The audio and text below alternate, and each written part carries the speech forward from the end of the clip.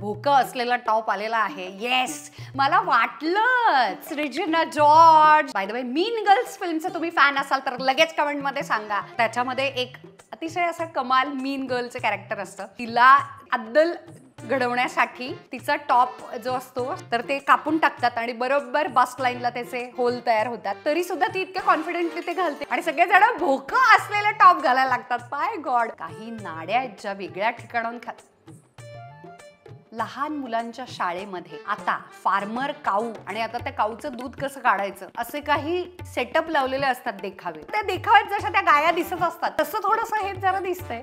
एक चमचमाती colourful jeans आणि त्याच्यावरती वाव लेपर्ड प्रिंटचा स्कर्ट. अर्धा एक वेगळाच स्कर्ट घालण्यात आलेला आहे.